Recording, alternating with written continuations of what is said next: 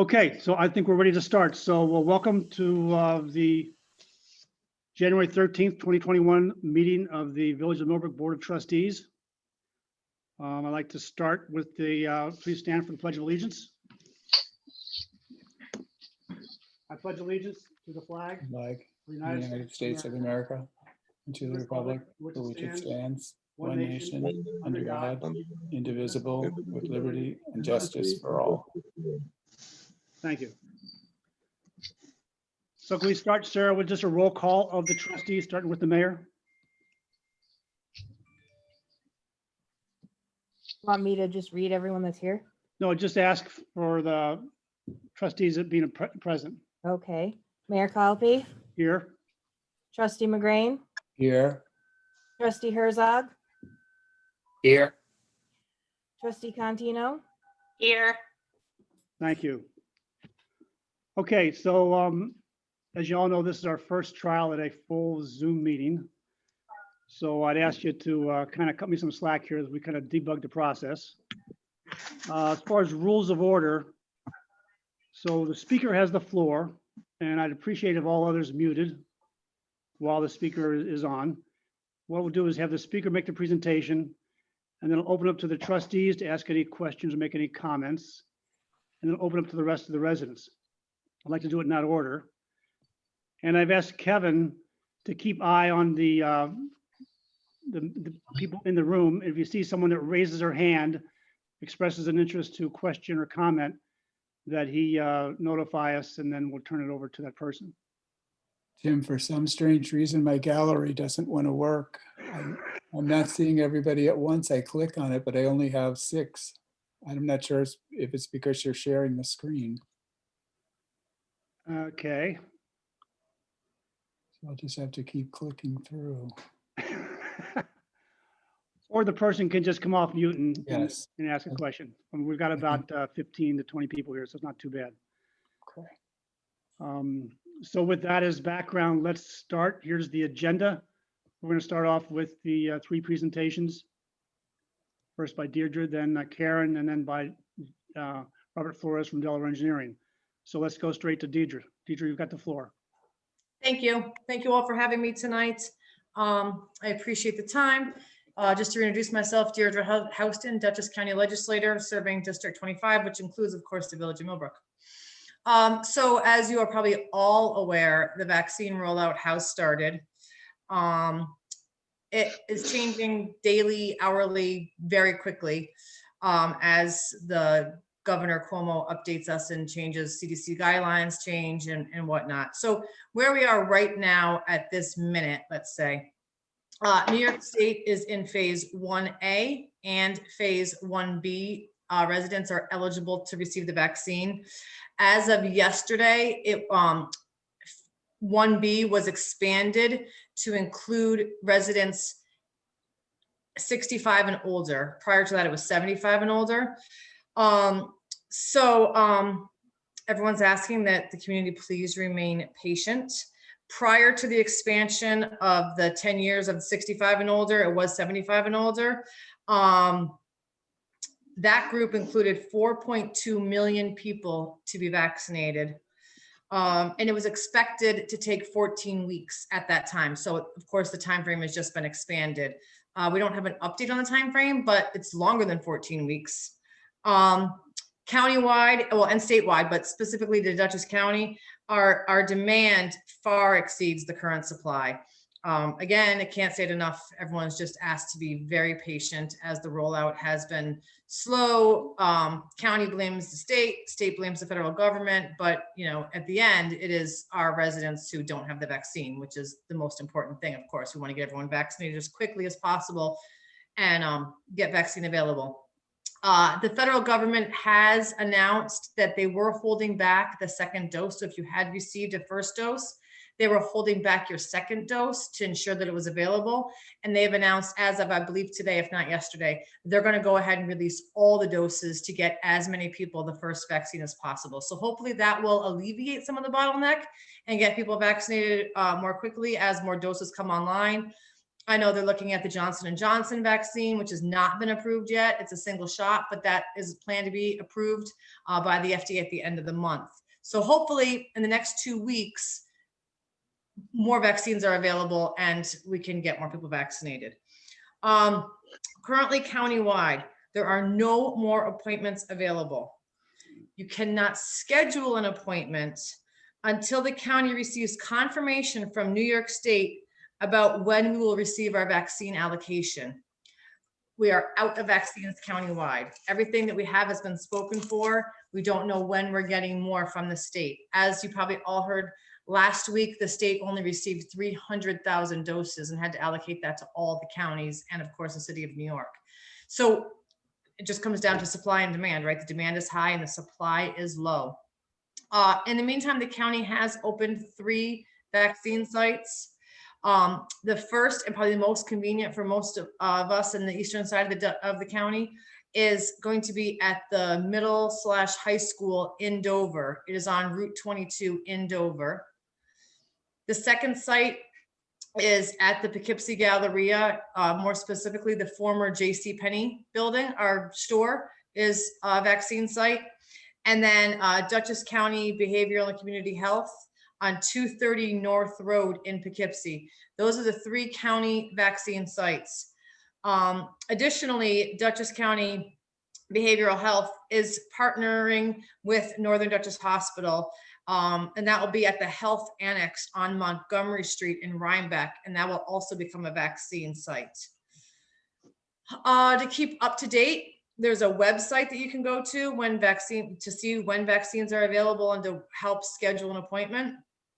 And that is www.dutchessny.gov/COVID vaccine. And that's the county's, obviously, COVID website, and that's updated daily as vaccines are available. And then lastly, New York State has opened a COVID hotline where you can schedule an appointment. I just went on and read some reviews 5 minutes before this, and it seems like everyone is complaining that they called today, and they made it through to the second, third round, and then didn't ever get to a live person. So obviously, we all want to get vaccinated as quickly as possible. I know I have a family member who meets eligible criteria, and I've been working on trying to get a vaccine for him, and it's bottlenecked. So, but the New York State COVID vaccine hotline number is 833-697-4829. It will be open from 7 a.m. to 10 p.m. 7 days a week. So for people who don't have the availability to go on the internet and schedule appointments, when vaccines become available, that is another avenue, which is the state hotline. I think that about sums up my report. I wish I had better news, and I wish I had, a silver, magic glass to show when we would get more vaccine, but we just don't have it. We're waiting for the state to allocate more. So we're doing all we can. So I guess a question to the trustees. Any questions from the trustees for Deidre? I have a question that came to me from someone who actually got an appointment. She wants to know, when she goes in, do they tell her when her next appointment is for the second shot? My understanding is you get your second shot scheduled when you received your first vaccine. Did she get it through the county sites? I'm not sure. So my understanding is if you're getting it from the county, when you go to get your vaccine at the county site, they will give you your second appointment. Okay, that's good to hear. But I don't know about, any other. I know. Oh, another thing I wanted to say, I'm sorry to jump my report. Because of our location, one of my concerns is that Connecticut rollout is moving a little bit quicker than ours, perhaps. So it seems like the natural progression to try to get to Connecticut to get a vaccine. New York State residents cannot go to Connecticut to get a vaccine. Oh, wow. There's no interstate compact. I can tell you that I spoke with the county executive's office about it. We're trying to get something going, but there's nothing available right now. So you cannot go to Connecticut to get a vaccine. All right, that's good to know. All right. Yes. Okay, anybody else on the call that has a question for Deidre regarding the vaccine?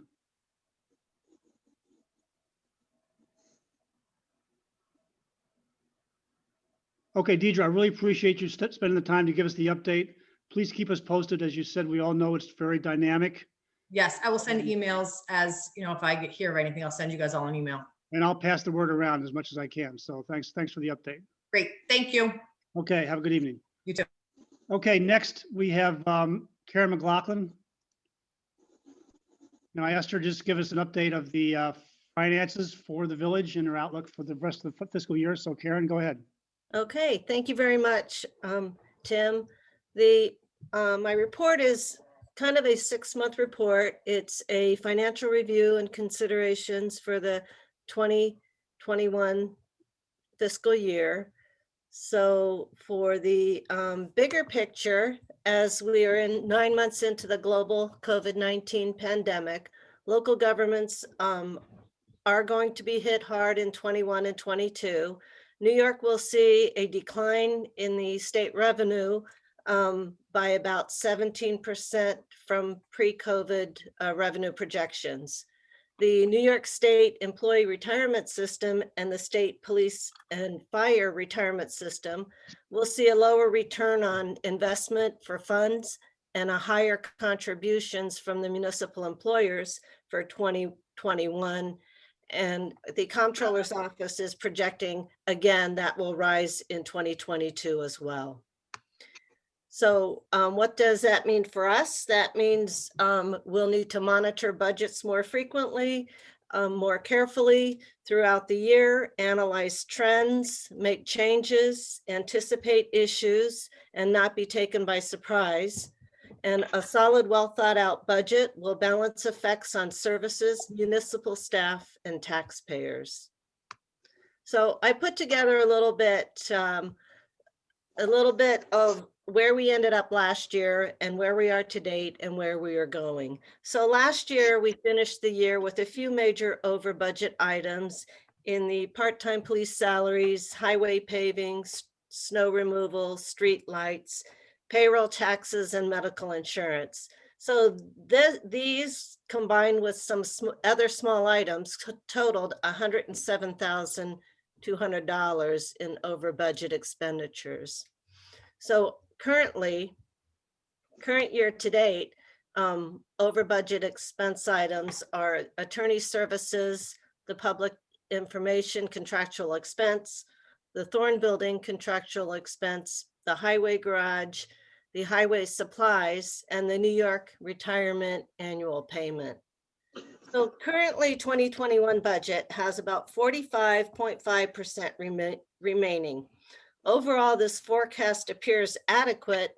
However, the fire department usually waits until close to the end of the fiscal year to do the majority of their purchasing. There's still much winter and spring cleanup to go for the highway department.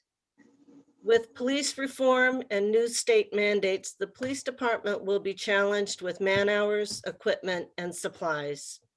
The New York State Retirement does provide an estimate for the annual payment a year in advance, and it's my experience that this has proven to be accurate over time. For the clerk, treasurer, police, and highway, they have approximately 40% remaining in their salary line items. With 11 pay periods remaining and a focus on reducing overtime, these departments can complete the year within their budgets at May 31st. Again, this is not foreseeing anything out of the ordinary, and it also is keeping a handle on that overtime. On the revenue side, gross receipts budgeted 21,000, and we've received 1,900 to date. Police fees and special events budgeted 8,000, and we've received 495,000. And the fire contract, which is 563,500, we will receive that. However, we receive that around February. So due to COVID-19, all municipalities have experienced reduced revenues. The fire contract that's paid in February on our fiscal year that runs from June to May, this can and has put us in a cash flow shortage for December and January, awaiting this substantial payment. So I put together a few recommendations. So the village activity is cyclical. So for the front desk, a way to stay within budget would be to offer comp time or flex time in lieu of overtime. And many municipalities have moved to this model. Review inventory carefully, reduce services and supplies to essential items only. Statistically analyze past year's revenues and expenses to establish accurate budget trends. And attempt to negotiate in good faith with the town a 2-payment fire protection service. And then lastly, but most importantly, is department heads and trustees need to obtain the monthly operating statements, go over them with their departments, and closely monitor their purchases to contain expenses within the budget allowances. So in conclusion, the village must pay close attention to any unnecessary expenses. Okay, any questions or comments from the trustees? I had a question if possible. I know when we went through our review with Sarah at the 5-month point, the police department appeared to be a little bit over in terms of salary and in terms of the amount of salary that had been expended on a percentage basis in terms of the whole budget and for the whole year. Is that, but apparently that's not the case anymore. They're right on line in terms of being able to meet their salary for the 40% that's left.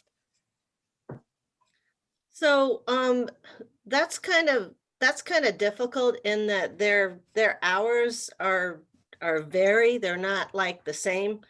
So it's I kind of backed into it and I took the 40%, which is, I think it was 36% for the clerk treasurer, 38%, and then maybe 41 or 42 for the highway. That was remaining. That's the amount remaining in the budget. So I mean, right now we have 11 pay periods out of 26 left. So I'm not sure how the spring, how the spring activities, but without these special events, and they should be able to do it. Well, I'm not as optimistic, but I think, and the fact is, it's basically the way we set it up at the end for the budget for this year. So Officer Witt is doing what he can to control the schedule, but he's got a commitment to get a certain number of hours in place. And in order to do that, I think he's going to have to be using overtime. I want to talk to him offline about how he works the logistics there, but I think it's very difficult for him to try to contain his professional services budget line, given his the direction he was given at the end of the last budget to maintain a schedule. All right. And as I've been saying all along, I don't want to change, the funding that we identified, the commitment we made as we walked into this fiscal year's plan. Okay. So I think that's a challenge that we need to wrestle with, but I don't want Jared to be changing the way he walked into the plan and what he's planning to do. All right. Because that's something we'll work on for next budget, but not for this budget. So Jared, does that make sense? Or you want to make a comment? Yeah, I'm just gonna follow up with what Karen said. With the late winter and early spring, I mean, again, we don't have any large overtime expenditures scheduled. Earlier this year, we did receive some unfunded mandates for training that did push us a little bit. With the calculation she came up with, if she feels like we're gonna be there, again, barring any officer safety incidents or major arrests, the overtime should be at a minimum. I mean, we operate that way anyway, but I'm on the same page as trying to keep that as low as possible. All right. Okay, good. But I don't foresee any large expenditures coming from that way. So if Karen feels like we're right on schedule, I feel we're pretty close to it if we're not. All right. Let me make a few comments. First off, the objective is we want to work to get back to budget. We're not talking about any changes to the funding. The funding is the funding, and we're not going to change that, okay? So what we're talking about, things we can be doing with the current situation and the current budget that we're operating to. Now, in my mind, I look at the budget as being in 6 pieces. We have the front office, we have the highway, we have police, and we have fire and rescue in the general expenses category, those 4. And then we have a separate category for the water system and a separate category for the sewer. Now, if I work backwards, so the sewer basically is a cost center, which means that all the expenses we incur to run the sewer plant are paid for by the monies paid into the fund by those who use sewer, for your water and sewer bill. And likewise, the water fund is a standalone cost center. All the expenses we incur associated with the water plant, including the long-term debt we've incurred for the filtration upgrade, all those expenses are paid by the water bills. All right. And if you look at the performance year to date, VRI is doing a very good job of managing those projects. And in my mind, we don't need to focus on that. Now, let me back it in. Fire and rescue is also a different kind of a duck, because 82% of the expenses incurred by the fire and rescue department are paid by the town. And as Karen said, a lot of their variable expenses are backloaded towards the end of the fiscal year. So when you look at their finances year to date, you don't see any problems. And the only thing I would encourage Ted and Matt and Laurie to do is stay focused on their budgets and not go over, because while the town pays 82% of all their expenses up to the budget limit, the village pays 100% of every dollar they spend over their budget. Okay. Yeah. But again, in my mind, fire and rescue is not an area we need to be focused on. So that just leaves highway, police, and the front office. And the question is, what can we be doing there to help control our expenses, given where we are year to date from an expense point of view and some of the shortfalls that Karen's anticipating from a revenue point of view. So I want to propose the following. First off, Karen made an interesting suggestion, which is, let's see about using flex or comp time in lieu of overtime. Interesting idea. I asked one of the lawyers at NICOM today, is that possible? Is that doable? And his answer to me is, well, is it in your personnel plan or in your personnel policy? And I said, what? The bottom line is, we're not ready to do something like that. I think I'd like to make a proposal to the trustees. I think we need to wrestle with that into a policy with the trustees, and then we'll bring it back. It may not happen, by the way, until next plan, but we should start working on that and see if we can get something that's consistent with what others are doing. For the time being, though, let's just set it off to the side. I would like to pre-approve from henceforth all non-emergency overtime. Now, for example, I don't want, let's say, if Bob gets a phone call that a tree's down, or if Jared gets a call from one of his fellow officers, he needs to come in to help with an arrest. That's an emergency. I don't want to be anything, I don't want to be in the chain of decision making there. That's your call. You guys go do it. All right. But any other overtime, which is not emergency, I would like to be in the loop to grant pre-approval as some sense of control of overtime. The other thing I'd like to do is see if we can't freeze non-essential spending for the rest of this fiscal year and see if that can make a difference. And again, what's non-essential is really interpretive, and I'm going to look to the department heads to make that call. But where possible, if we have non-essential spending, I'd like to see about deferring those kind of expenses.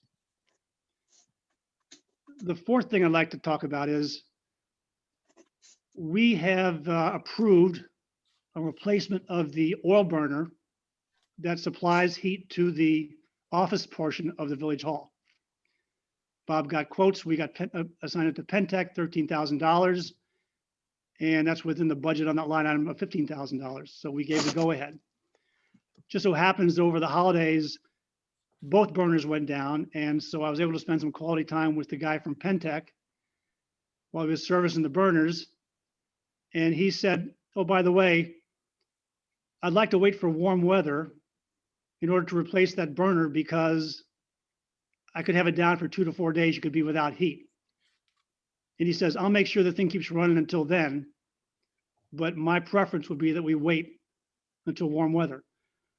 So my question to Karen is this an item that we could move to the next year and tell him not to start replacement until June 1st? Or is this a matter of something that's already in the budget and we should just do it and that way it won't be an expense for us next year? And I guess I'd also like to have some input from the other trustees on this. So Karen, first, what do you think about that? Well, first of all, if he said that he can keep it going until the warm weather, maybe we can evaluate it like the end of April, beginning of May, and see where we're at with our budget. Okay. And if we can swing it for this budget, then I think we should. All right. I like that. Mike, Vicky, Kevin, any comments? I think, agree with I think since the repair guy that came in said he replaced whatever items needed to be replaced, but he wasn't going to charge us for those because when it came time for actually replacing the burner, he would simply take the burner apart and put back the new pieces that he was putting on the furnace now. So that's how we're going to get through the winter. So there's no problem with having the heat go off unless something else, needs to be replaced. So if he's willing to, to hold payment for those items that he's put on the burner to replace, then that's fine with it. He can keep the heat going and we can deal with it either in May when it's warm weather and we don't have to worry about putting on the heat to keep the building going and et cetera. Or do it in June when we then take the same amount of money that we would have spent and infuse it into the 21-22 budget. Either way, we'll see how it goes. And what about these other ideas I've proposed here to the board? What do you think about the pre-approval of overtime, of non-emergency overtime and freezing non-essential spending? I think most of the spending that we have in the budget right now is pretty much, there's very little that is quote unquote non-essential or pre-planned, not planned already. In other words, it's Bob's not going to be doing, let's say, for instance, any paving in April, May, or June unless it's potholes or it's things of that nature. So for the most part, you're not going to get expenditures out of the budget that are not things that are absolutely necessary until except for snow removal and things of that nature, which are not something obviously you can put off. And as in terms of the other things, office, you're not going to, unless something breaks down, you're just going to have the regular items that are monthly bills and utilities and things of that nature. So you're not going to have a whole lot that's really going to be discretionary, I'll call it at this point. You may have some, but I'll be surprised if it's going to amount to a significant amount of money. I think most of it's going to be predetermined. All right, Kevin, comments? Well, I agree with Karen that we have to look at it April, May, but we also have to look at, will we have it in the next year's budget to hold it off as well? So we have to look at both. Yep. years. Okay, Vicky? And I do like that you want pre-approval for non-essential overtime. Okay. I agree Vicky? with that. I Vicky, agree you got with the Yeah. proposals. I do have a question though. For instance, with the burner, that's on the expense budget. That's not a capital item Yes, expense. and it can't be made a capital item. Do we have a policy on that or it's too inexpensive or? Karen, comment? I'd have to look and see what your capital policy is, if you have a capital policy, and then also see if there's anything in a capital reserve for the Village Hall. I can look into that for you, Victoria, though. Thank you. I think that would Actually, be. now that you bring it up, it's a good question. We do have, I believe, and Sarah can verify, $6,000 in the hall restoration reserve, which I would like to apply towards the $7,000 we're spending to replace the roof on the back end of the building. Do we need to agree on that beforehand?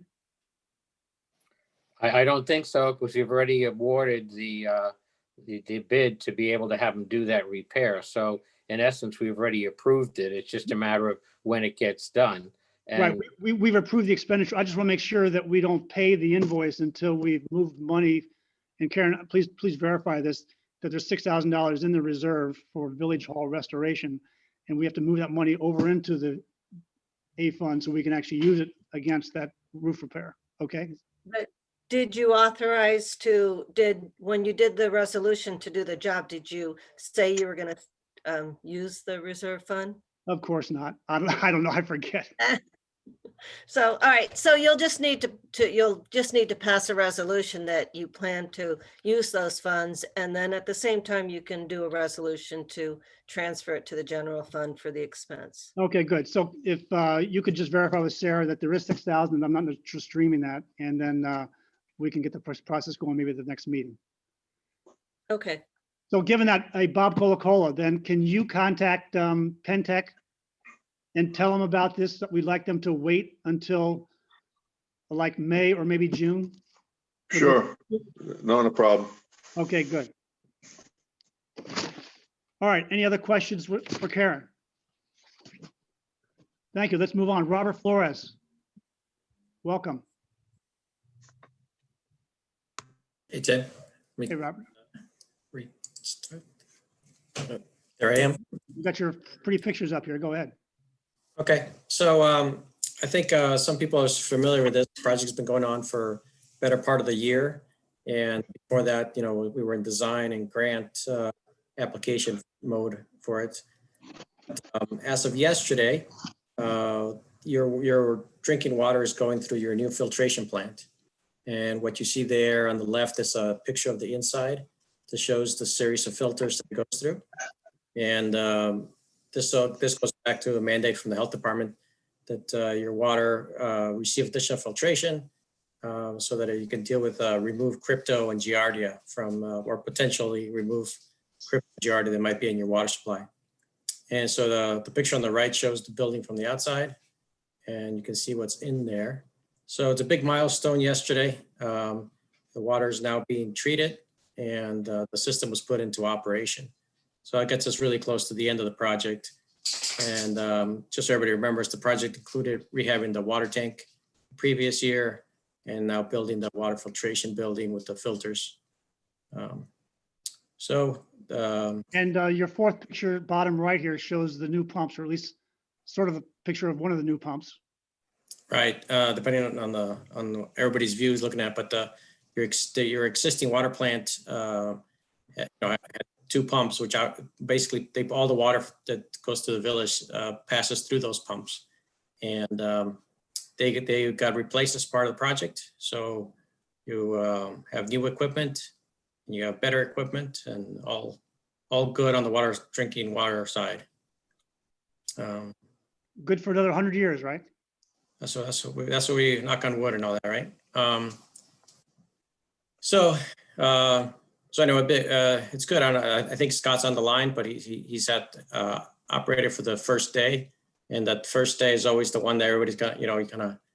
How did it go that first night? How did it go that first day? And that's where the bugs show up, right? And if they, some issues might show up. They'll be minor, and we'll address them. But as of right now, it's in operation.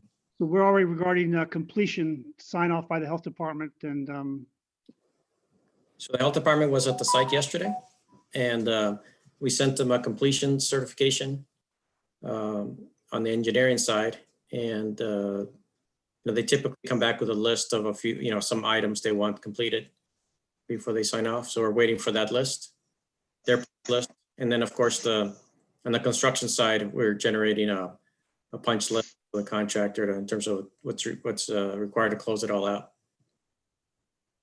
So that's right now is to finish. When do you anticipate? So it'll take another 30 to 60 days to finish all the loose ends and the paperwork and contractual items. And, that gets us to the finishing, we're getting the last 25% of your grant forwarded to the village and, finishing off paying contractors, et cetera. And how do we know how we're doing against the contracted remaining amount? Are we on budget? The construction costs are on budget. So out of the $1.9 or so million project, that's about where we ended up. I don't have the exact dollars on me. Okay, I'm just worried about the final 285,000 that we're going to get reimbursed from the state and how much beyond that is going to be, so. Right, and just to remind people, the way the grant worked, it paid for 60% of the cost in grant, and then the village is financing the other 40%. Right. Okay, any questions from the trustees regarding the water plant? I know most of you were there yesterday. Any-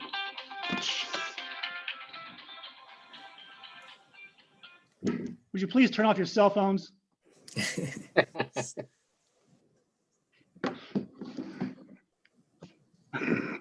I'm sorry. Any trustee comments or questions? Okay, anybody else in the audience that wants to ask a question, wants an explanation more about what this these pretty pictures are?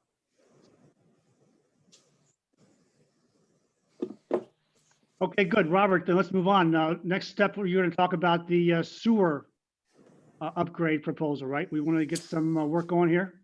Right, so like we just mentioned, you were able to pay for 60% of your upgrade here with a grant. And the way you were able to do that is because we started thinking about it 3 years ago. So that's where we are with the sewer treatment plant. You've got some issues there. You need to add filtration. You have a sewer overflow tank that you have to do some improvements to. So the way the process works is you do an engineering report. It identifies what needs to be done so that the plant's good for the next 40 years and how much it's going to cost. And then that allows you to seek financing through grants and other low interest loans. And what's available right now is what they call an engineering planning grant, which it's an application for an engineering study that will, pay for the cost to do just that. And that is due February 15th. 15? Yes. 12. I believe it's the 12th, but 12, February 12th. Okay. So, Okay. yep. And then that's 80% grant, 20% match is the way the program works. An 80% grant, 20% match for the engineering report. Is that right? That's right. And the grant amount, the maximum is 30,000. So the way we recommend is that you ask for the full amount and, make the application. The application is relatively straightforward. It takes about 4 to 6 hours to do it. So we're just assuming everybody's on board. We want just the authorization to go ahead and do that. And let me understand, we can get a grant of up to 30,000. You recommend asking for the max. That means that the 30,000 divided by 80% is, what is that? So if in order to get the 37,000 or something. the cost would be the 3750. Okay, yeah. So in other words, you want from the village, we need to put up 7,500. To maximize it. Okay. So what this is a request to the board to approve a item that's not in the funding, what wasn't in the budget, I mean, but would be over in the G fund, right? For this $7,500 to put into this application to get a grant to do this engineering report, right? Yeah, so we don't, it's due the 12th, and then we don't know when they make the announcements of the award, assuming we're successful. But it will be, typically it's several months. So we're talking, now we're talking April, May of an award. So the work will really take place in the second half of the year. Okay, what you want tonight is approval from the board to go submit this request for this grant. That's right. Okay. Any questions or comments from the trustees? I have one. The engineer's report, will it actually cost 37,500 or is it possible that it would cost less? Well, it all depends on the scope of the work, right? But $30,000 is a very typical number. That's why it's kind of framed set up this way. So if we just do a study, if we take samples, that's what the details have to be worked out. Okay. The application allows you to be a little flexible and just say, apply for the amount. So Actually, Kevin brings up a good point. We don't know that it will be 37,000 or less. It could be more. I mean, sure, it could be more or less, but that's at the beginning when we actually do the work. That's when we have to identify what the scope would be, Okay. right? And if the scope is 22,000, then that's the scope, right? Okay. Mike, Vicky, any questions? I think for some reason, I was on the webinar this morning, and they said for a $30,000 grant, we would have to match it with $6,000. I know that's not a big difference, but just so you know, and I guess the match would be less if in fact the report turns out to be less, but meanwhile, we have to get the application going. I think some of the good news I heard on there was this is the 10th round or so of funding, and the department anticipates that the funding will continue. So once we figure out what we want, we're not precluded from going back next year to seek a construction grant. Well, exactly. That's a very good point. So this is intended, it's a program that's intended to generate the scope of the project, identify what needs to be done and how much it's going to cost, so that you can move it forward to the next phase, which is the capital funding. So you can apply for the WIA grant. That's the Water Infrastructure Improvement Grant that you use for your water.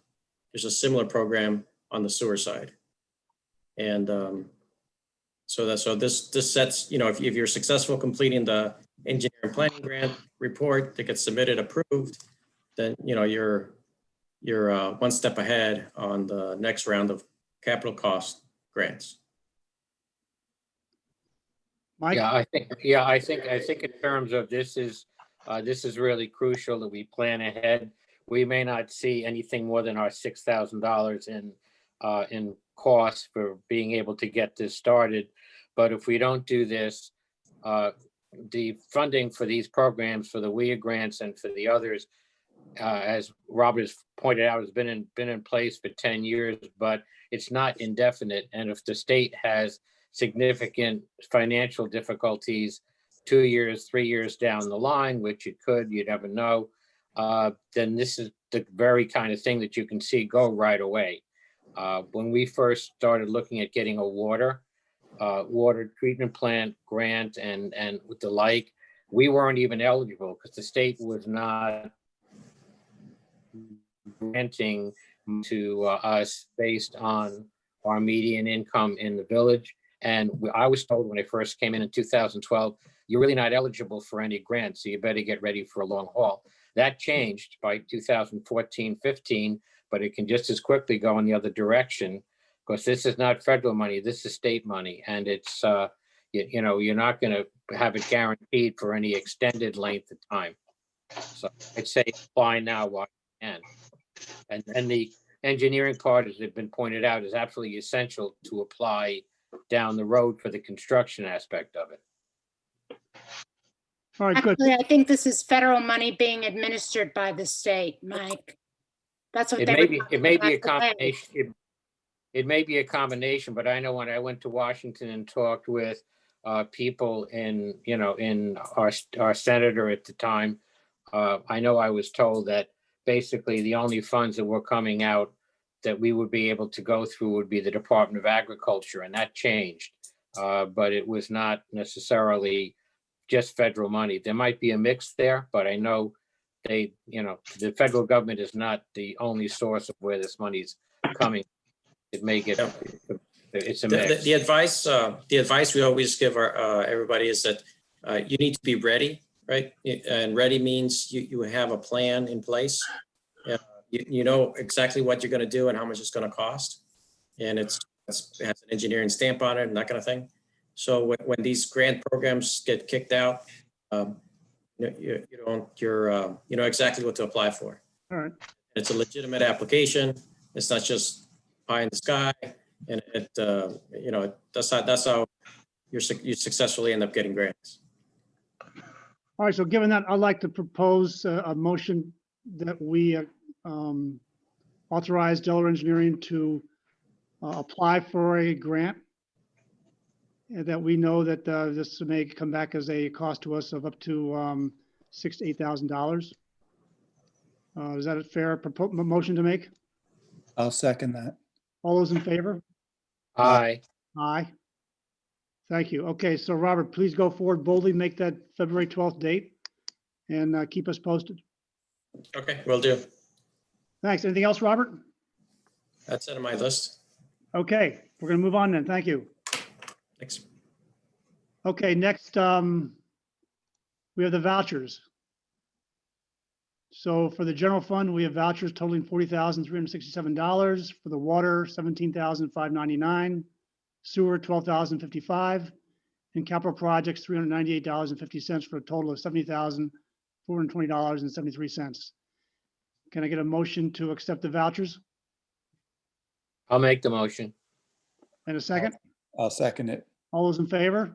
Aye. Aye, thank you. Okay, Ted and Matt, you're up.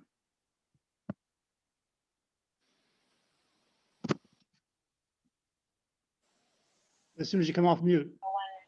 We are actually on our way to a call, so we have to Then go to the call and we'll talk later. leave.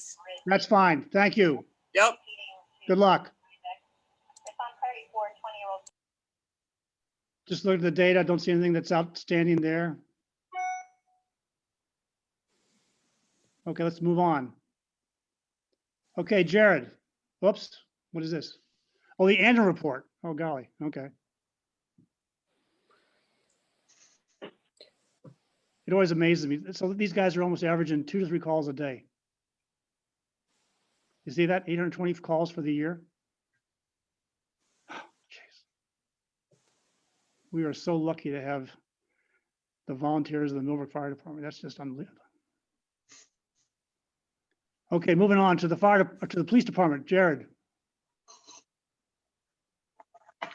Good evening. Good Evening. I did not prepare an annual report. That's fine. Would you like that available for the next one? I can give you a year-end report on that. I mean,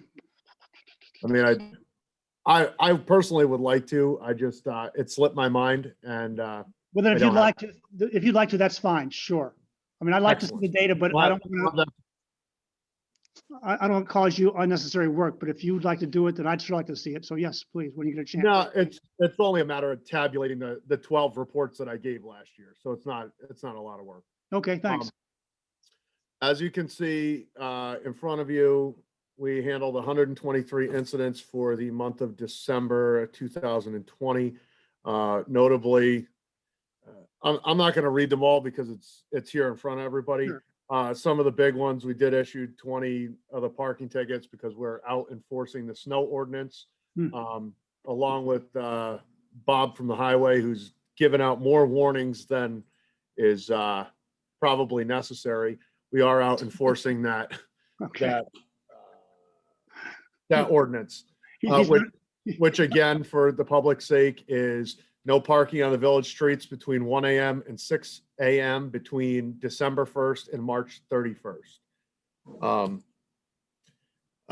That's notable for the traffic section. For assisting the other agencies, we assisted police 9 times, other police agencies, fire department 5, EMS in the town 4 times, and in the village 12. criminal activity. We had 2 criminal mischief complaints, 1 larceny and 1 disorderly conduct. People seem to behave themselves in the holiday season, which we're all thankful for. Community service wise, we continue to do house checks for the people that aren't here through the winter seasons. That's a service available that we provide. A couple other notable ones. Couple of welfare checks. We did 3 property complaints, 1 animal complaint, suspicious activity, assisted citizens 4 times, 1 missing person that was located, 1 lockout, foot patrol. We did 2 burglar alarms, 4 FOIL requests, and found 1 open door. And again, these FOIL requests and record requests are not just like, they're not always 1 pagers. Sometimes there are 4, 5, 6 reports that need to be compiled for other agencies like CPS or military background checks or things like that. So some of those FOILs, you think a FOIL request, oh, it's real quick, it's easy, it's done. Some of them can take almost up to an hour, hour and a half to fill, just so that, you know, everybody has an idea that that's why those make it on the list. Okay. And can you just describe what kind of assistance, what are the kind of police agencies you're assisting? Would be the sheriff's office and the state police most of the time. In the past, we've actually assisted the FBI with some things here. Sometimes it might be another agency. What's that? Like an out-of-state agency with an investigation they're conducting, or. But it's most typically like assisting Dutchess County or the state? Correct. Okay. Do you ever assist town of Washington or, you know, the constables? We do when court is in session. We're contracted with the town of Washington court, so Right. we would help them during that time, but they don't do a lot of things that require the assistance. Dutchess County Sheriff's Office handles a lot of the civil stuff that town constables normally would handle. Dutchess County does most of that. And are they contracted with the town, or they just do it, you call and it takes half hour for them to get there and they eventually get there, kind of thing? What's that? The town, do they have a contract with the county for police service? I don't believe so. They're just any town emergencies would be going through 911 or through the local dispatches, either at state police or the sheriff's office. All right. So they would call them, the citizens would call the sheriff's office or the state police directly, or 911. Okay. Any questions from the trustees? First, Jared. Just a point, just point of information to clarify. I know in the past, Jared, it was common that that if there was a call put out to a dispatch for a citizen that needed assistance in the town, it wasn't just a matter of whether the sheriffs automatically took that call, or if you were closer or possibly not on patrol, but not busy with something else, that's something that you would respond to. So in essence, isn't it true that to an extent you guys are also covering the town? I know the sheriffs are, and so are the state police to an extent, but we do actually cover the town as well, right? So to answer that gingerly, if it's a major life or major safety event and we are the closest unit, there are times that we have been, Dutchess County has the authority to send us, to dispatch us there, and as does the state police.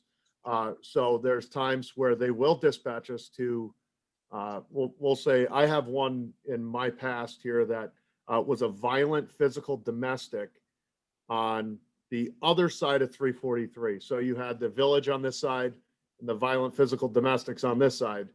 And Dutchess County sent me into the town to the other side of the road to maintain that order, to deal with a volatile situation until an agency of jurisdiction arrives.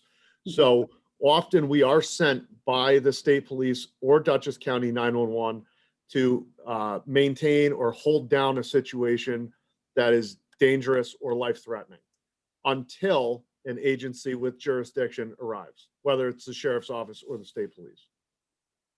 Okay, well, that's what I meant, because I know that, in the past, and the situation had changed to a degree, because when you got 911, it used to be a call 911, then automatically it was like the closest police to the scene reported to the call, and then it kind of changed where the sheriffs and the state kind of said, no, that's our jurisdiction, we'll take that. So it's always been kind of fuzzy for me exactly, just how much you get involved having. You are Go correct. ahead. That is how 911 works. They will send the closest unit they'll send the closest unit. Sometimes we are the closest unit, even though it is outside of our jurisdiction. In that case, they will send us to maintain that situation.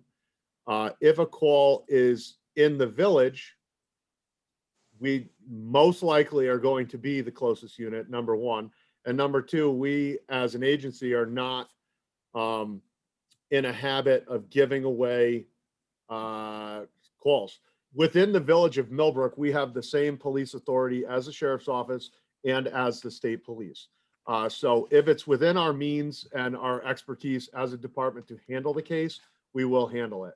If it's past or greater than ours, it's going to require too much follow-up or extensive follow-up in other portions of the county or the state, then we may turn it over to an agency with more resources.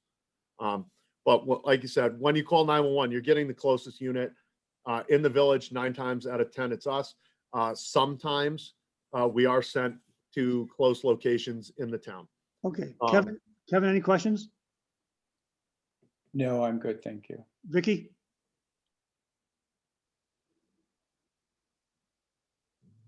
No question.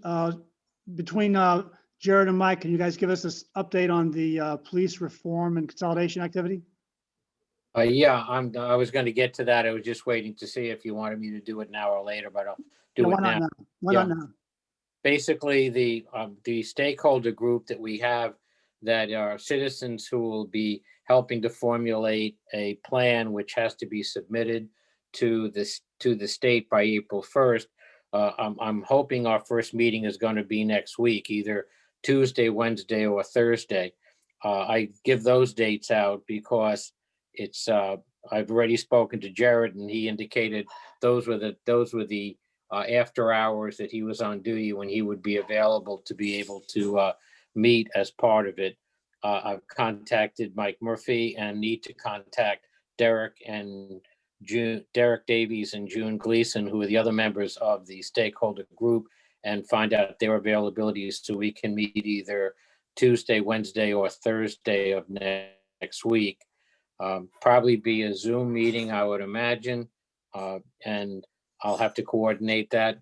I plan on having the stakeholder group meet at least twice, potentially 3 times if necessary, and they will go over the police reform and modernization plan that the county has come up with, as well as give recommendations of how they feel Millbrook would be best served by whatever plan we come up with.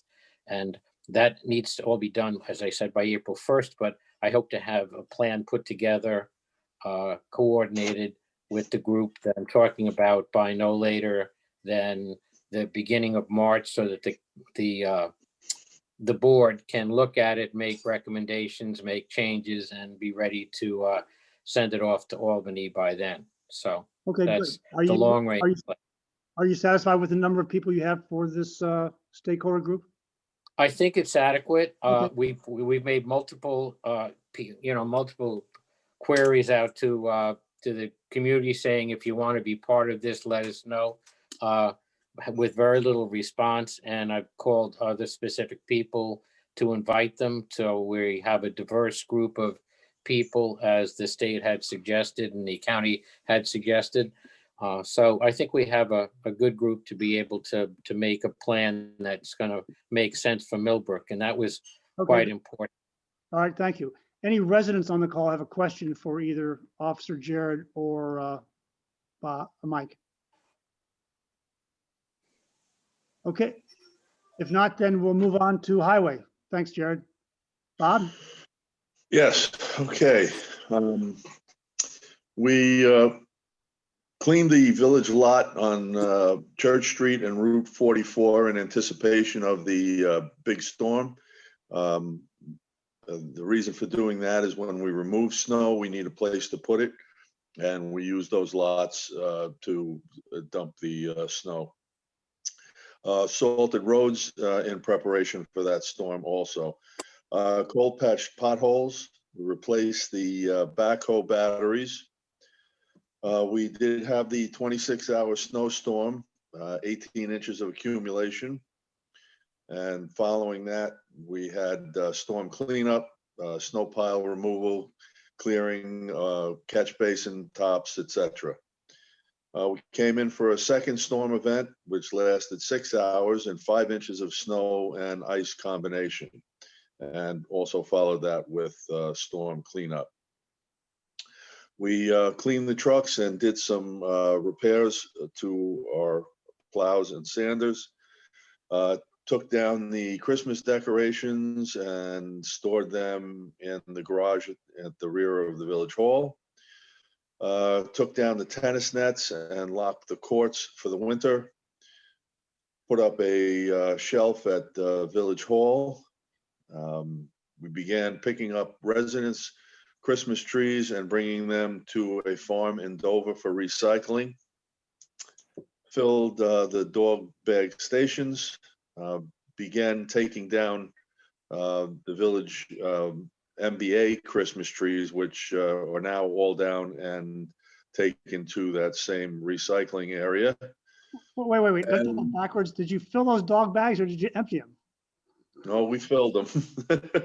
Filled the stations. Filled the dog bag stations. Oh, Yes. pardon me. Yeah, I know, you know. And today we removed, we did a cleanup of the Village Hall basement, removing long overdue garbage and things like that, pallets and things that just are creating more of a hazard than anything else. So that was done today, and that was taken to the town refuge station. And that's it for our report. Any questions for Bob? Not necessarily a question, but a shout out. I wanted to thank Bob because I went in yesterday in order to move some of the binders and files that I had in my home to the shelving that got put up downstairs by the Boy Scouts, and was happy to find out that one of the filing rooms had been completely cleaned up. There were an awful lot of boxes that had been taken down and examined in order to see what we had to keep, but the room was kind of a mess. And when I went down there, everything had been put away and everything been done except broom swept, because we knew, I was telling my wife, if he broom swept the room, I guarantee he'd set off the sensors and be able to have the fire department coming in thinking we were having a fire. Of course, the floor had a thick layer of dust that could have choked you. So when we figure out how we can get that clean without having the fire department think we're burning down the building, that would be great. But the room looks 100% better. Thank you, Bob. Yeah, we do have, there's still a few boxes in the meeting room there that has to go down into that room. And we'll take care of that in the next few days. One note on the storm cleanup. Normally when we get that type of accumulation, 18 inches, the sides of the roads on Franklin Avenue are usually piled pretty high.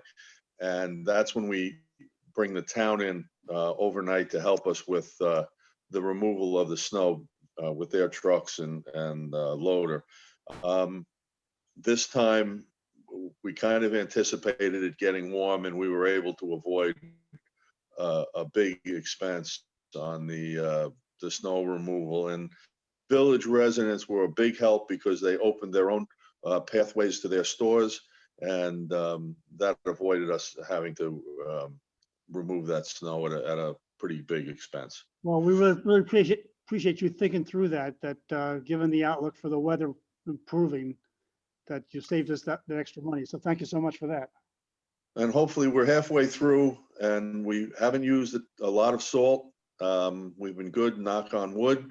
And it looks like if everything holds, the next 10 days look pretty clear also. So hopefully we're not called out too much. All right, can you talk about the sidewalk plan you and I discussed?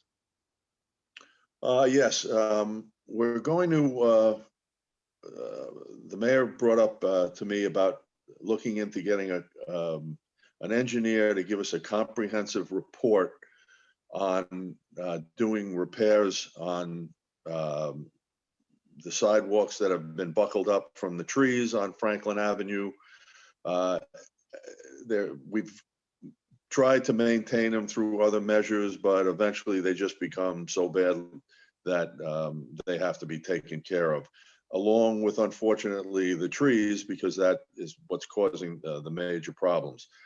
So hopefully this month we'll have some more information on that, and I think that will avoid a lot of problems in the future with an expense in the future. So therefore, Robert Flores talked about the kickoff of a plan to go see what we need to do to get the sewer facility into the 21st century. And now, so that's the G fund. Now we're talking about in the A fund, a major capital expense to replace the sidewalks in the trees throughout the village. And that also needs to start off with an engineering report. That's what Bob's going to pursue.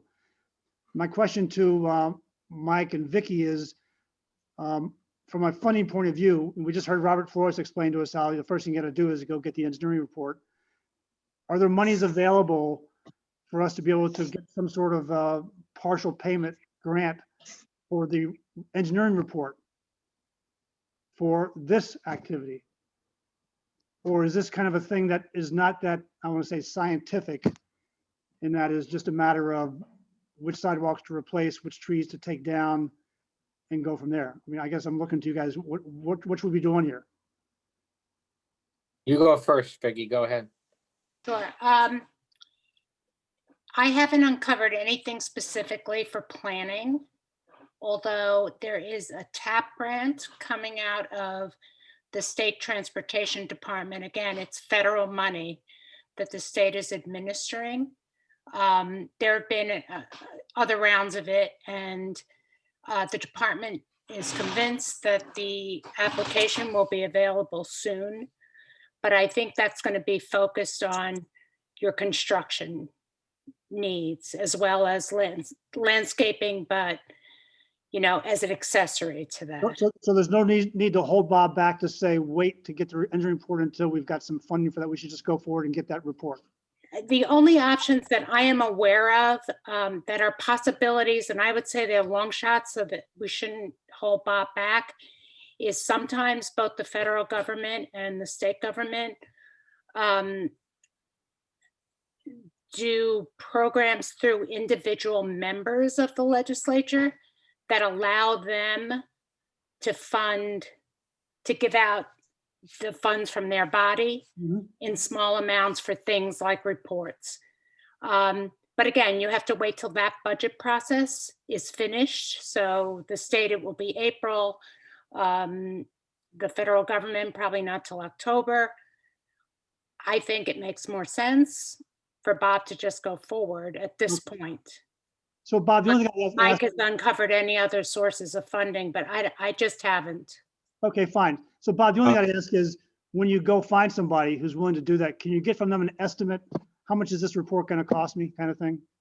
As far as the engineer goes. As far as the engineering report, just so, we're not surprised when we find a $20,000 invoice come by our desk, Yeah, and I'd like to also, when we get a chance, take walk the streets actually with the sidewalks, because there are some spots that I think really don't need to be done. Agreed. And then there are spots that just obviously do need to be done. I don't want it, and I know you don't either. I don't know if you've walked the streets of Rhinebeck.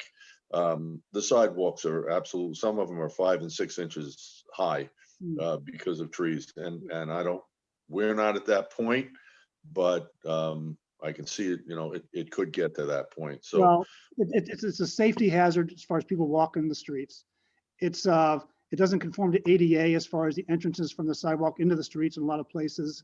The trees are just, they're raising the sidewalk, they're pushing out the shoulder, they're affecting the street itself. So there's a lot of issues that we're trying to address here. So are you asking that that us, just, me and you and the trustees just walk the streets? Or are you saying when we get the engineer here that we walk the streets with the engineer? no, I'd like to walk it beforehand so that when we do bring the engineer in, we can give them a good idea of what needs to be done and what doesn't. Okay. And then they can do the report from there. And by the way, Um, I'd like the report to be, I'd say all encompassing and considering things like, for example, going up Church Street by the high school, we have a sidewalk and then it stops. And then between the end of the sidewalk, I forget what road that is, to the entrance to the sidewalk, to the entrance to the school, there's no sidewalk, there's a shoulder, but kids are walking that to get up to the school. So I'd like even places where there isn't a sidewalk, but where it should be because of safety concerns, we include that in the report. And maybe that's not one of the first things that gets done, but it's a multi-year plan we're talking about anyway, and let's get it on the list. Yeah, that would be a little more extensive because there would have to be landfill put in there because of that drop. Fine, that's fine. Yeah, there is that big drop there. That's why they never continued that sidewalk. But that's, again, the engineer would have to figure Yeah. Yeah, that but out. yeah, let me just jump in here for a second. When we did the last sidewalk improvement in the intersection by Church Street and Franklin, we worked with a HUD grant and we worked through Dutchess County, and that was federal funds coming through the county in order to complete that. And they have a pretty wide definition of what they consider ADA accessible and ADA compliant, which means that you don't just have to have it at a corner with a cut-in curb in order to qualify. When I was working on that previous grant that I got for the village back in 2016 and 17, the county with somebody who came out, Mike Paratokas, and we were actually doing the job. I talked to him in 17 and showed him areas on Franklin Avenue that were raised by the trees and said, when can we put in a grant under the HUD program in order to fix this? And he said, pretty much anytime you want. He said, because having a raised sidewalk with a considerable raise in it makes it not handicap accessible anymore. Someone in a wheelchair can't navigate those big rises. So you don't have to just have it at the corners with mats and some of the things you'd expect. So we could actually apply through the HUD program for that. And since we haven't applied for a good 4 years, we've got a reasonable chance of being able to get it. And when you do those, you don't have to rip up the entire sidewalk from one end of the street to the other. You can take individual panels where the trees included the panel area and just do sections. That's so if you do in front of the flower shop or in front of the diner or in front of the store on the corner very readily, and apply for up to $100,000 and come up with a comprehensive plan to do it. There's no guarantees on whether you'll get it, but that's fine. And I've also heard, speaking to what Vicky had said, that it's not uncommon for legislators to be able to get new projects approved to do a length of sidewalk for so many feet, especially if we're talking about an entrance to a school or an entrance to someplace at the end of town to get to Cardinal Hayes, or any one of the new projects where you want to put in a sidewalk that's not presently there. And it's, again, dealing with, trying to connect it to a major educational facility. All right, So, good. All right. So Bob, you'll go forward and get that engineering report going. Kevin, any comments or questions? No, this is the first time hearing about this, but I have questions, but I'll give them to you tomorrow. Oh, good. Okay, fine. Anyone else in the audience, questions for Bob Colacola? Okay, thank you, Bob. Thank you. Let's move on to Scott.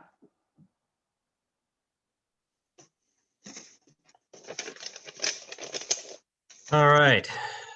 For the water in December, total water produced was 4,877,000 gallons. Average daily flow is 157,000 gallons. We performed all monthly maintenance and sampling, read all the water meters, and the work is continuing at the water treatment plant. As mentioned before, we did have pump 1 replaced and a new piping installed. And as of yesterday, everything is online. Great. So everything's working as good as be expected. All right, good. Any questions for Scott for the water? Yes, Scott, Yep. at the end of the water plant there, where we plow, are those dumpsters still there?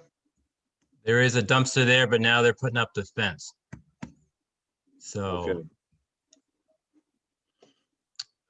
you Just, want, if they put that I know dumpster in a it's- bad place for us to get to turn around in, and right. if they're working down there, maybe they can do something to open that up a little bit. Well, hopefully we won't have any snow, but Let's hope not. so, yeah, if so, it was just a problem last time. Yeah. Where was it the last time? Because they've moved it a couple times. It was on the right-hand side going in. Yeah, that's where it is now.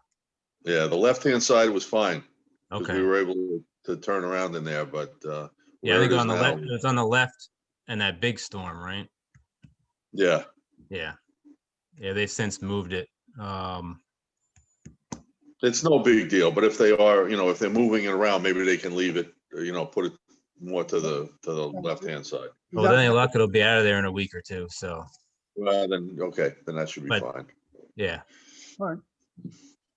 Thank you. Any other questions regarding water? Okay, Scott, All right. We'll go to the sewer. there's a 4-year chart. Oh, look at that. Yep. What is each bar? Each bar is like a quarter? What is that? 4 years? No, it's a month, every month Every month. All right. Huh, for wow. 4 years. Yeah. Wow. Just Interesting. gives you a better view of what's happened over the past several years. I'd usually do that every January for everybody.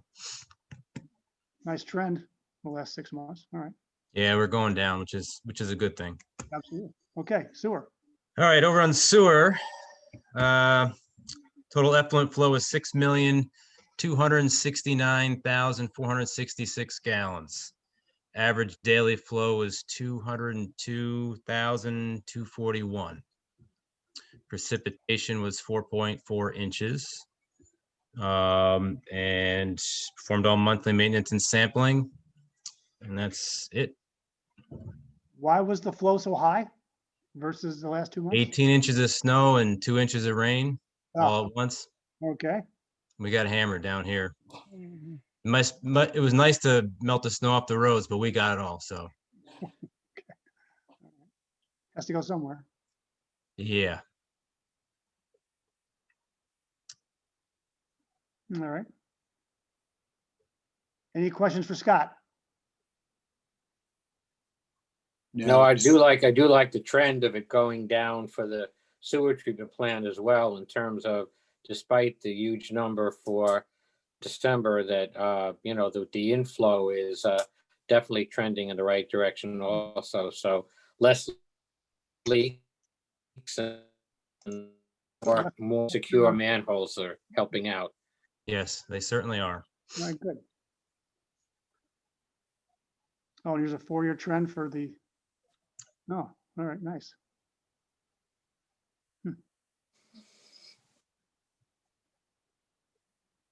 Okay, thank you, Scott. You're welcome. Scott, just one other thing.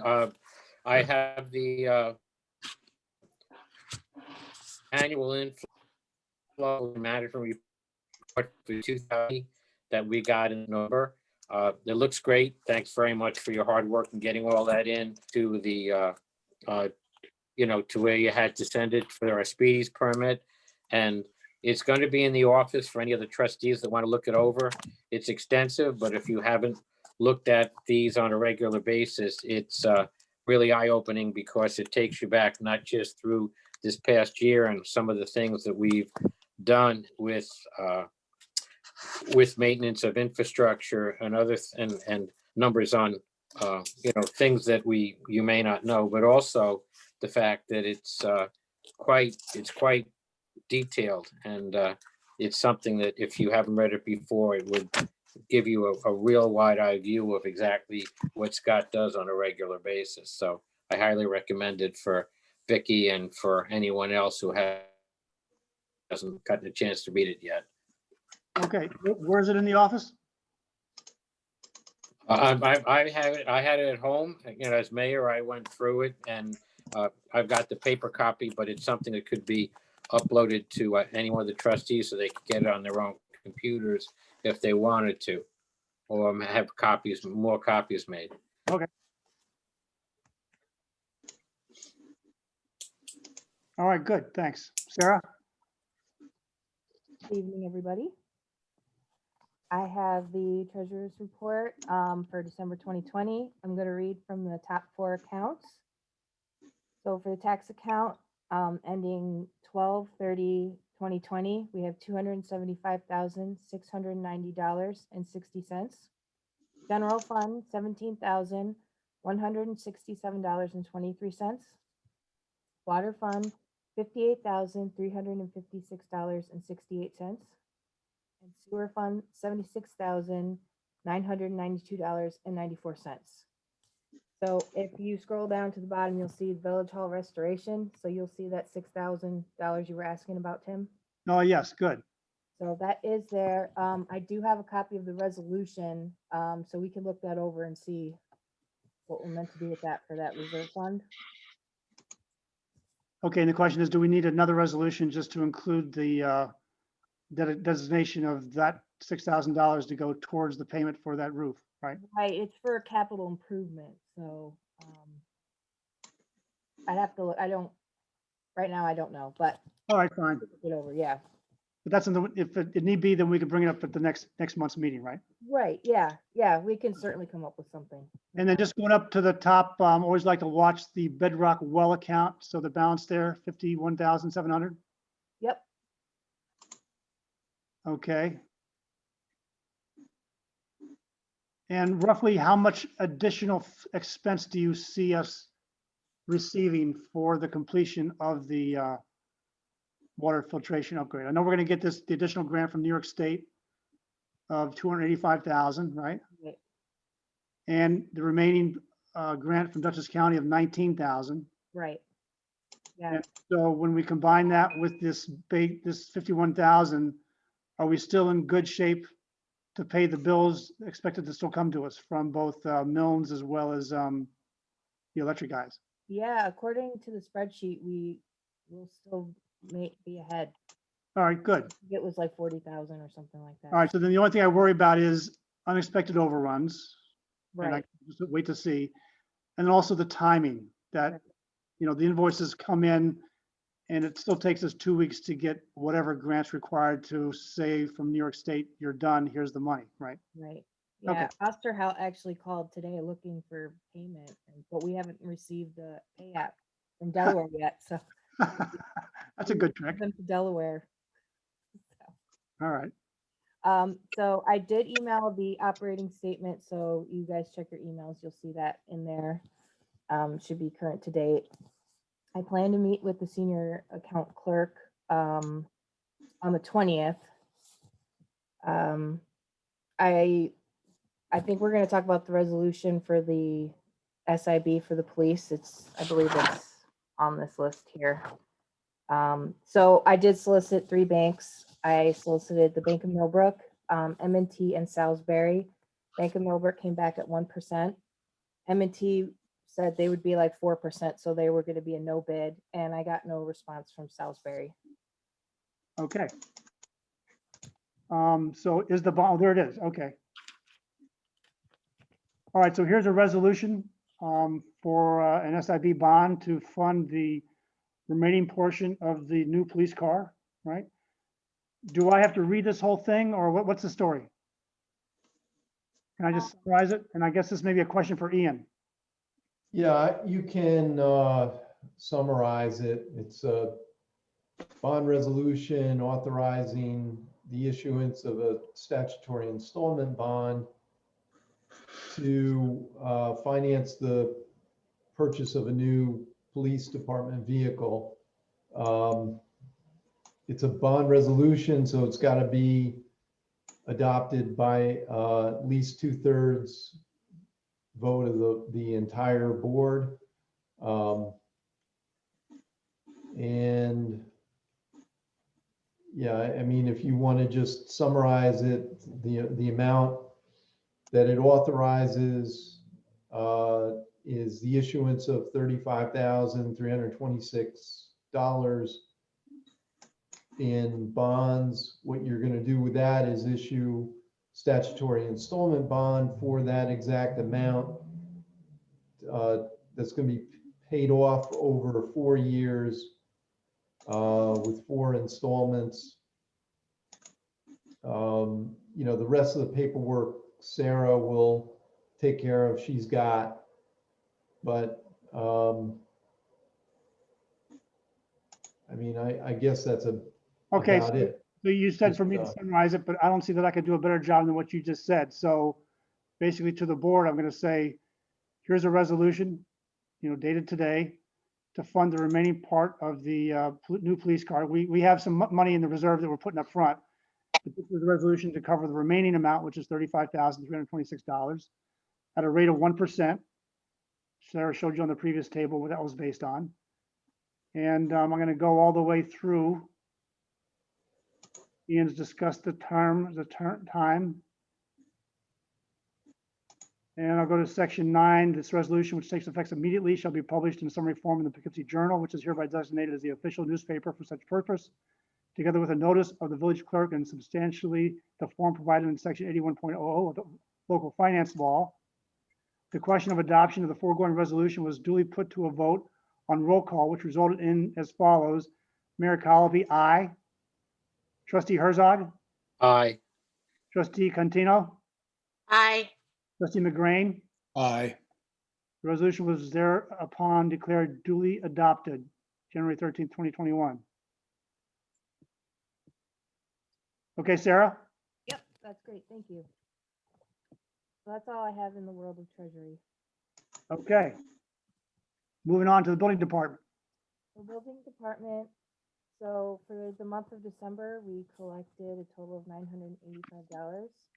We did not issue any C of Os, CFCs, or CFUs, and we had 6 municipal searches. I do believe the planning board did have a meeting. I believe it was preliminary for a project that is going to come before them. And they do have a meeting on the 19th. And I've not seen anything scheduled for the ZBA. Okay, any questions for Sarah regarding the building department? No. No. Okay, thank you. Let's move on.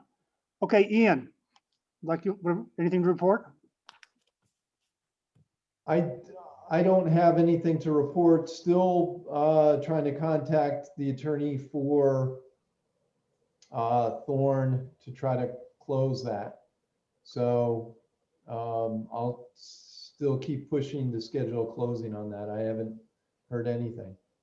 So what is the problem? That you can't reach him, or that you reach him and he can't give you a date for some reason? Is there an issue that we're not aware of? Not that I'm aware of. It's just I sent an email and didn't get a response. So, I'll try to call him. I do deal with Alan on other matters. So I'm assuming that what it means is that they haven't entered into the new license agreement with Meckick. So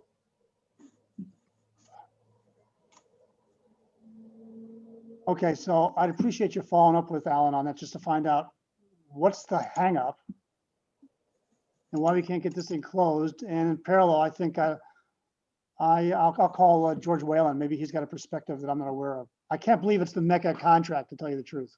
That's holding yeah, this.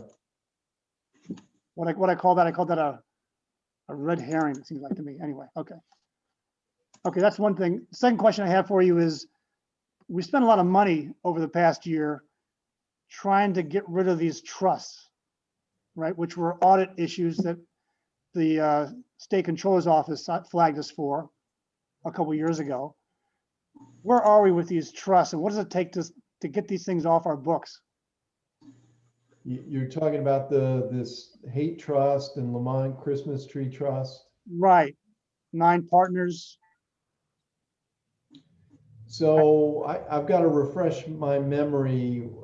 We looked into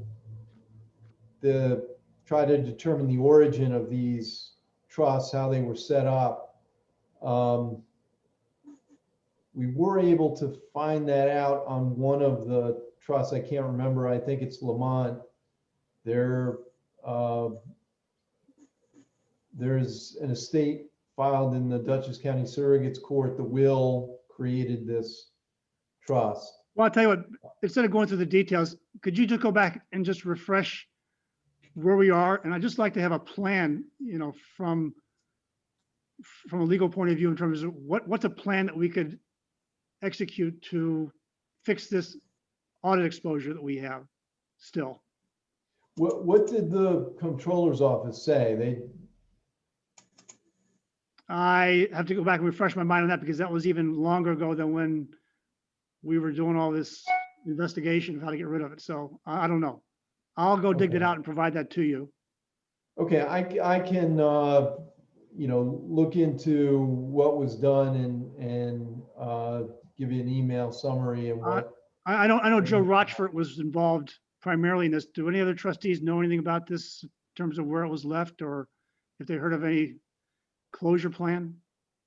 We didn't get it closed, but I know we finally got to the point where I know Josh had been saying that if we wanted to petition the court to be able to close these trusts down, then we could. But I'm not sure that we have enough background material on all of them to be able to say with complete candor exactly what we have to do.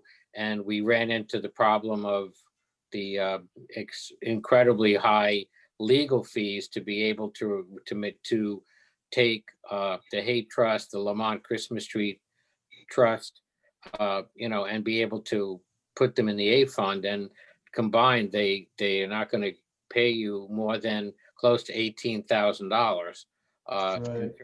So, you got to be careful not to go ahead and incur thousands of dollars worth of legal fees to try to be able to put them into the A fund for the $18,000 total that we might be able to go to court to get in one fell swoop.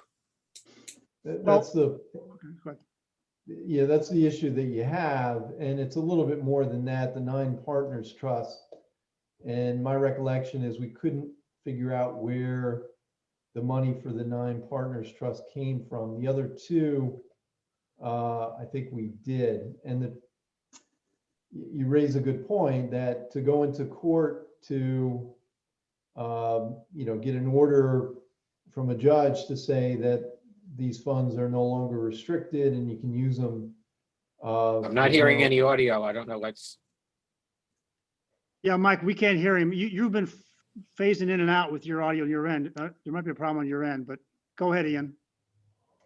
So in any case, I'm mindful of that. You can end up spending more going into court trying to get an order to allow you to use these funds for general purposes than what the funds amount to. Well, actually, I didn't think we had any opportunity for that. I thought the whole game plan was simply to get them to an appropriate entity, like the hate trust, that we could find someone named Hate and they had their own kind of thing that we could donate the money to, just to get it off our books.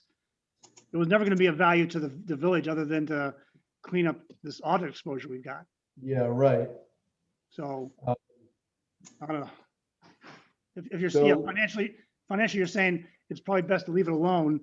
I just feel as though we spent money last year to solve this problem, and the money's been spent, but the problem's still here, so something doesn't seem right. Let me, look into how far we got, and I can send you a summary plan of what you can do. Okay.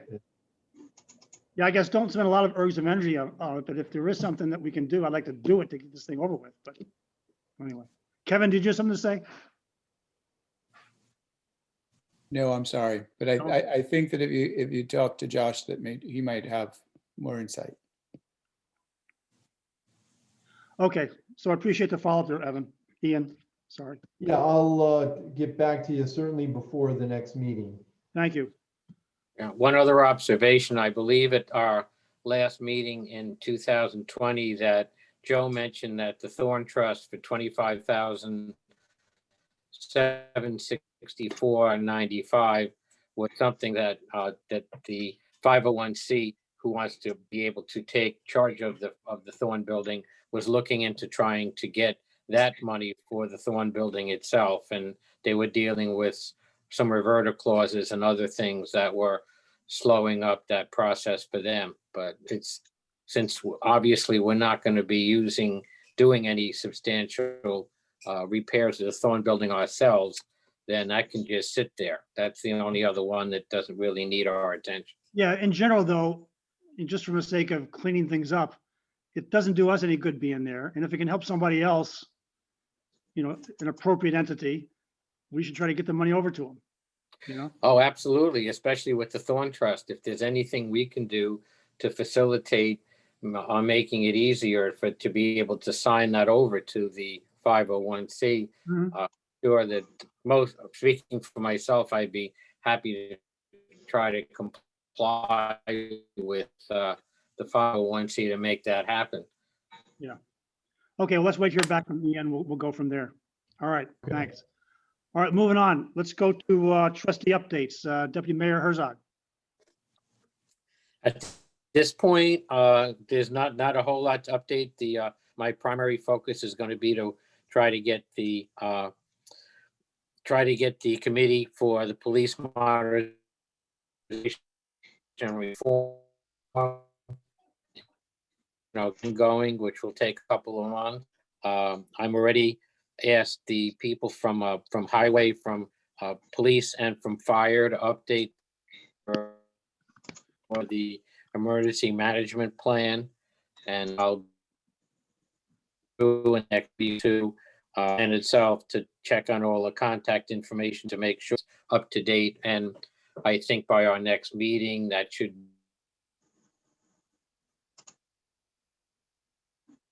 Okay, Mike, you keep cutting in and out. I think we're losing you slowly but surely.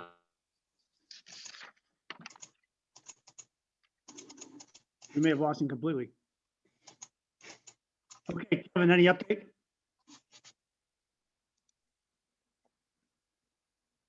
You just cut out. Were you asking for me? I was asking Kevin. Oh, sorry. No, I was just going to say, we definitely lost Mike. I'm sorry, but I have nothing to report tonight. Okay.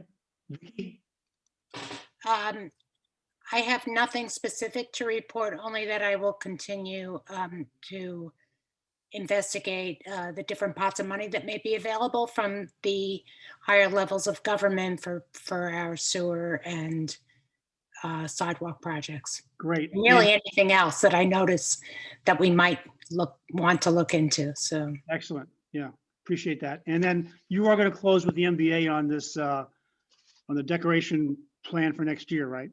yes. Now that the decorations are down, we can close that out. Yes. Yeah, okay, so I'd like you to make sure you work with Bob, get all of his ideas and wants in there as well. Yes, we've spoken. You might have some more about taking down the decorations, but we've spoken.